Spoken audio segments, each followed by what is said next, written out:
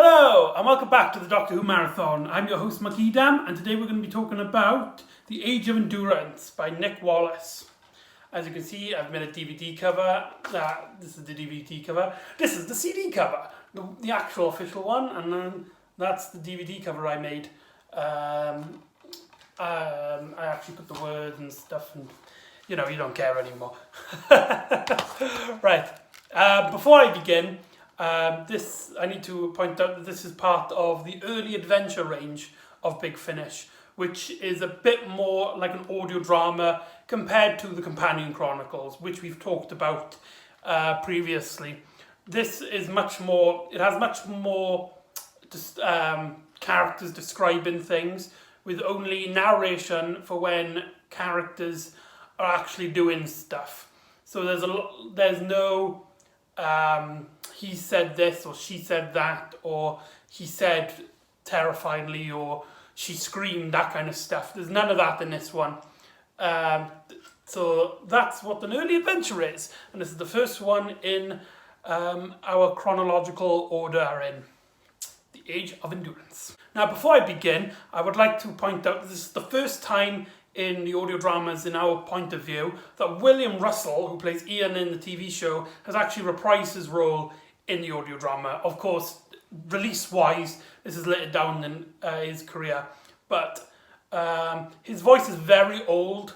You can hear that he's aged a lot. However, he still gets the nice charm of Ian out of there. Barbara this time is played by Jemma Powell. Now, she played Barbara in The Unearthly Woman, and she also played Jacqueline Hill in an Adventure in Space and Time docudrama.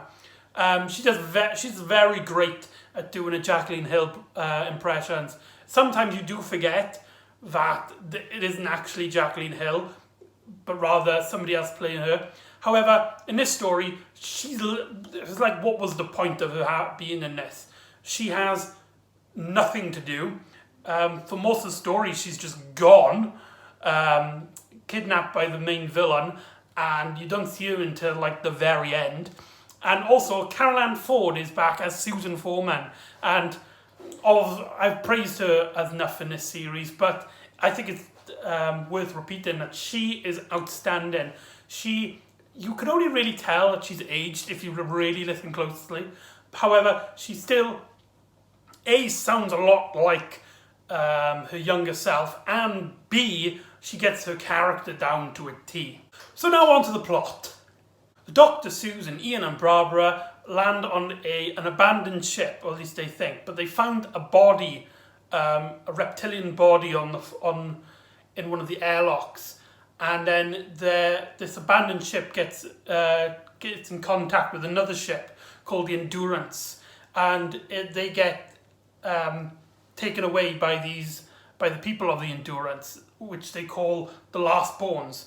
Now, it turns out the Lastborns are synthetic robots, I believe. They're not clones, but they're not people either. So the way they describe it is that they're people who were once people, and then they made like robot bodies for themselves. The leader of their crew, I'm trying to remember her name, Myla, who all the cast members call her Mother, like the captain, it's like her title, who actually made all of these bodies, and she's very intelligent. However, they get attacked by these monsters called the Shifts. Now, they're these reptilian monsters that seem to change their bodies. Like, for example, like one of their hands gets turned into like a blade. So think of them like the villain from Terminator 2. That's pretty much it. So Ian befriends the leader, and they got to work together to try and defeat these reptilian monsters. Now, you get a lot of backstory behind all of this, which seems much more interesting than the actual plot that we get. There's this whole spoilers, okay?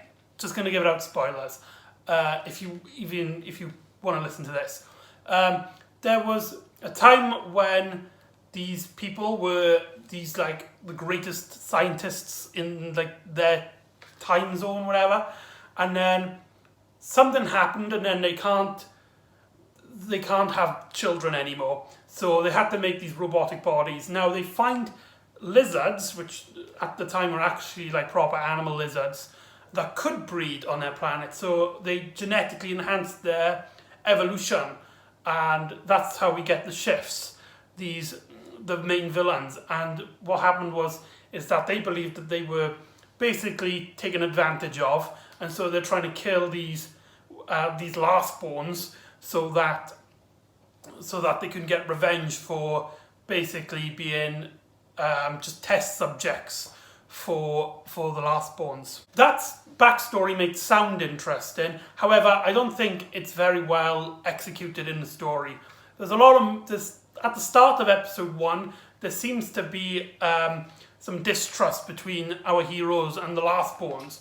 However, when we quickly find out about this backstory, the tension which this backstory should strengthen actually just kind of dissipates, and they just befriend Mother, which I'm just going to call her Mother from now on, because it's much easier to remember than Mila. Okay, so she's Mother. The Mother character, I think, is an interesting character. However, I don't think she's interested enough to pull the story. She does have a story arc where she starts off basically hating these monsters that she technically created, to becoming accepting of them and saying that like they're basically her children and she'll look after them, even though at the end, spoilers, she dies. Sorry about that. Whoops. So she mainly cares throughout the story about the lastborns. Now they're mostly like a military group, and a lot of military fiction works in Doctor Who. However, here I think all the other side characters are way too similar in personality. They're all these tough, hard characters. There's no difference between each of the characters, and I think that really lets the story down. There's one character who, spoilers, turns out to be an actual born person, and they're trying to keep it a secret from the shifts, so they can keep it to themselves. However, that plot thread does little and just seems like they hid it for no reason, and B, the character himself has very little personality, and I can't remember a thing about him. Now Ian gets a very lot to do here. In fact, I think he might get a bit too much. There's loads of bits where he's telling this crew what to do. Like he has an idea that he can take the ship and basically set the sails with the wind, and it makes the Mother character seem like she's an idiot, basically. But it gives Ian a lot to do. So this is basically Ian's story. The Doctor in this story gets sidelined. I mean, I think it's fair enough. William Russell also voices the Doctor in this story. He sounds nothing like William Hartnell, and I don't think he gets the personality right. He doesn't get the and he doesn't get like Ian's name wrong, which was like a running joke in the original series. But I think I can believe it enough that I can still consider this canon in my head. But so yeah, the Doctor gets sidelined. So the Doctor gets sidelined. He is not in it that much in parts 2 and 3, and he comes back in part 4, and he's mainly just there for tactical and analysis and stuff. He doesn't really get any character development or anything, which I think is okay. I think it's not a problem per se. I mean, when you have a show that's centered around 4 characters, sometimes it is nice to put focuses on some on the other. And when you don't have William Hartnell, I think it's nice that this gives the show to the companions. And this is Ian's story, in my opinion. Susan here gets very little to do. She doesn't have a character she can connect with the crew. The closest I think they were trying to get was the person that was the real person born. But, however, they have very little in common. They don't talk about their personalities, about their tastes. It just seems like she's only there because she's part of the crew at this moment, which is really a shame because Carole Ann Ford does a very great job here.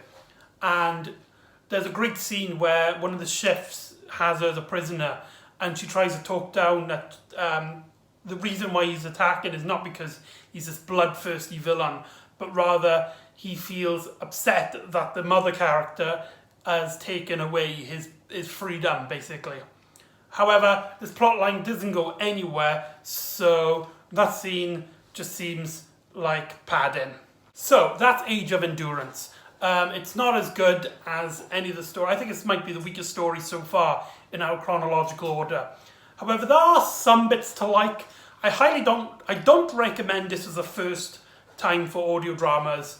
There's a lot of it's a lot of dialogue heavy, there's a lot of plot elements. So I think a new audience might struggle with this listen. So that's my thought. I think it's one of the weakest ones so far. Still pretty good. Ian gets a lot to do. And the settings and the surroundings are kind of nice, the way they're described. It's just the plot and some of the characters are a bit bland. So there you go. That's Age of Endurance. I don't know any funny way to lead it into the next episode, so I'll see you next time on the Doctor Who Marathon.